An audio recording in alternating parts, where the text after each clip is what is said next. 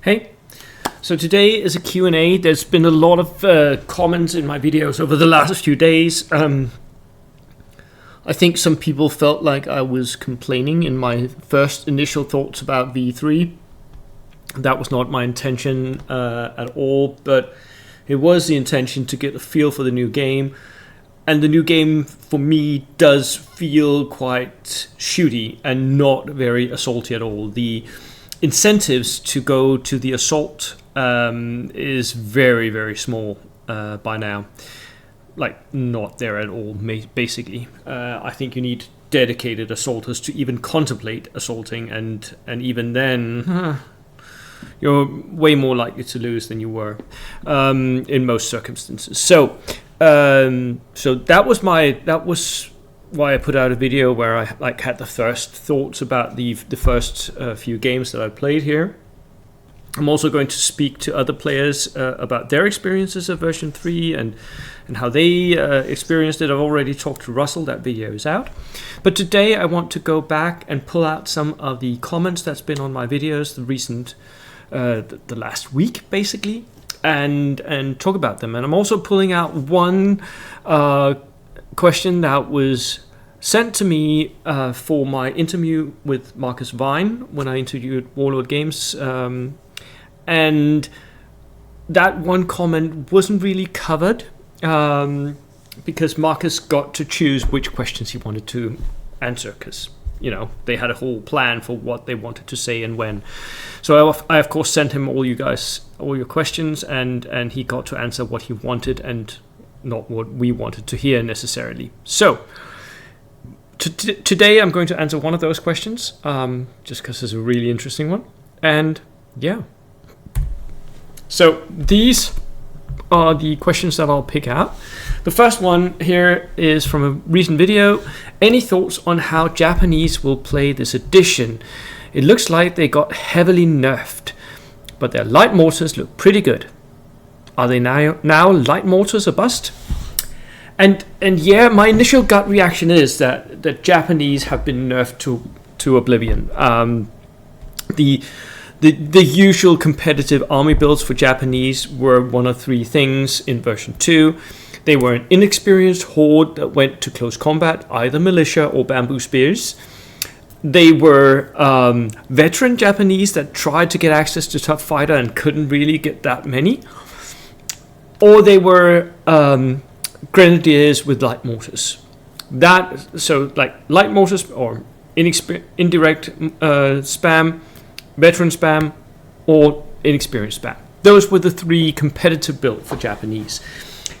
Most of those don't work anymore because they relied, both the veteran spam and the inexperienced spam relied on close combat. Neither of those are going to give you much benefit anymore. You're very, very likely to lose close combat now, especially if you are the attacker. So Japanese players are going to struggle, I think, getting their units to actually win close combats. And that means that those builds are more or less out of my estimation of where the Japanese meta is going to start. A new meta, of course, will form. That will happen. Something will happen. And as soon as we get an army book, I think something will happen as well. But just looking at the rule book and the Japanese that are in that book, I don't see them building assault armies. I don't. So are they now light mortars a bust? Well, not in the rule book, because the rule book doesn't really allow for them to take grenadiers, which was where they had all the light mortars. But they do have the same access to light mortars that everyone else does in the new force organization chart. So they can take two light mortars in their rifle platoon, same as anyone else. So I am guessing that we may see something with indirect shooting and Japanese. Yes, that's my guess on how they will be played in the first few events that we see over version 3 here. Yeah, and yes, they got heavily nerfed. Having Fnatic not really worked the same as before. That was that was tough. But then on top of that, having Banzai nerfed down to now they need to take a test, and on top of that, the changes to close combat. That sort of kills off the close combat Japanese armies that we used to see. Next question here. Bo, I played a game yesterday. Enemy grenadiers went down in a house. I hit him with mortars, and at a certain point I was standing at the windows of the building shooting in with my 8-man Americans, 2 BARs, lots of rifles, no SMGs. He went down and claimed hard cover, 2+ cover saves, and I wanted to storm the building. Let me just stop here, because that's not necessarily accurate. The rulebook is just coming out, and you'll notice that there is something about going down at point blank range which is definitely missed here. That guy should have been saving on 4+. He would have to fight first. Yes, which means that you don't want to attack. Just what I've been saying all along. Like, he would get to fight first. Why would you ever charge him? That is not. At that point, Mario? I don't know. One of 3 new players coming over from 40k said, man, if you could just throw in a bunch of grenades. Oh, at that point, Mario, a new player. If you could just throw a bunch of grenades in. That's what really missing in this game. And I'm sure soldiers of World War II would have done it. Yes, I agree.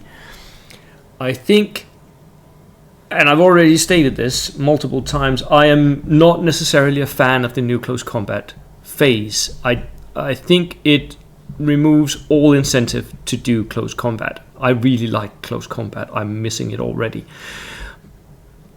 And hand grenades could be one of those things where you buy a piece of equipment and that allows you to assault enemy fortified positions. That's the rule for engineers, isn't it? Engineers has certain specialized equipment. It says so in the engineer releases from Warlord Games. Certain specialized equipment allowing them to assault houses and fight simultaneously. So at least you would fight simultaneously with engineers. So yes, I think something like that would be good for the game. And yes, I also think that there should be, if I was designing the rules, I would have made sure that there was some circumstances where the attacker could get to fight first. Just because otherwise there's no reason to attack. Next question. Been watching a lot, maybe all, of the V3 bat reps. Loving it so far. Yes. I'm especially a fan of friend of the channel, Johnny and Scholar Progenium. Love their bat reps. So what do you think are the pros and cons of V3? First things first, I think it's a good thing that a new balance is being found. I think we were tired of the old balance. And I think at the end, I sort of... And this is going to sound nasty, isn't it? I sort of felt like a lot of people were copying or trying out ideas that I had and then going out and doing well with them. So like all of a sudden I saw a lot of people using the LVT, and I saw a lot of people using the early war motorcycles in British armies, and a lot of people were running Gurkhas. I wasn't the only one doing that, right? So I was just like, let's try something new. Let's shake up the bag. I think that's a really good pro of version 3.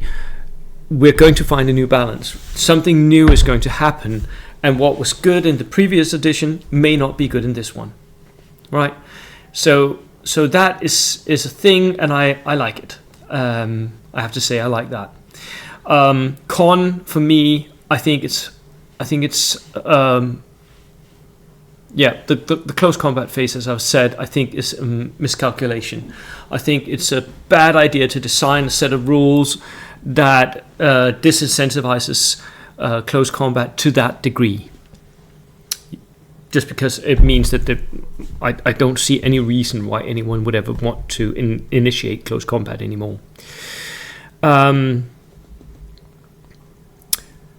So that would be it for me. The next question here. So what are your preferred weapons to kill and to pin? Well, I have just ordered a set of them, and I can show you guys what I think is going to be good, because I have ordered a bunch of medium machine guns. I think LMGs, medium machine guns, borne by infantry teams, is going to be good. At least I've bought my first. I haven't actually owned any medium machine guns until I bought this set, and this, by the way, is a rather lovely Finnish one. And I'm not starting a Finnish army. This is going to be for my partisans. My partisans are all equipped with Axis gears anyway, so it doesn't matter that he has an Axis cap on. So I think that medium machine guns is going to be good, and I also think that there are other things that's going to be good. A lot of people have already talked about autocannons, which I think is going to be really good as well. But for pins, I don't think you can beat the medium machine guns. That is going to be pin machines. Yes, they have all the limitations they had in version 2, but now they're much more certain to hit. Right? They're going to hit whatever they're aiming at, just because of the new shooting rules. So they're really going to deliver those pins. And the final question, and this one is from Manuel, the German star player and a good friend. And Manuel, right, thank you, and wait for the video. That was because he was commenting on the interview with Marcus, and he wanted to wait for that video. What do you think about the changes in army builds, which the new army force organization chart is giving us for competitive gaming? Well, that is a really interesting question, Manuel, and I think especially for someone like you and the play style I've seen you use, and I'm speaking directly to Manuel right now. Manuel is a chess player and a horde player. He plays large-ish organized counts, and he plays often armies that other players don't really play, Hungarians. And he is very, very good at using his many different pieces in conjunction. I think that is going to be a benefit to that playstyle. I think we're going to see a lot more possibilities of spamming. So spamming certain very cheap units, so high orderized count armies, I think is going to be a thing in competitive bold action. In non-competitive bold action, you guys are going to do what you always do. It's not what I'm talking about, right? I talk about competitive bold action. Competitive bold action, I think we're going to see higher orderized count. I think we're going to see a lot more armies spam out certain units that are cheap and work for the points. I also think that the competitive builds that we're used to seeing are going to go away. Almost, like more than half of them, I think, are going to go away. Because it's just not the way we build armies. Not in version 3. It's all up in the air, and I think we're going to see a very diverse meta to start with of what is good and what is not. I think some things a lot of us are going to gravitate to immediately and try out because that's good, right? And we immediately figure that out, and then someone else is going to counter that, and then the meta is going to shift all through. So there is a huge risk of the new force organization chart of that encouraging gunline armies quite a lot. So because you can really boost out your gun lines, and with the new shooting rules, the ability you have from taking an artillery platoon, for instance, and you can take 3 howitzers, and you can very easily get 2 artillery platoons. That's 6 howitzers you could possibly get, or 6 multi-launchers. Just take 2 rifle platoons, and then you can take 2 of the artillery platoons, right?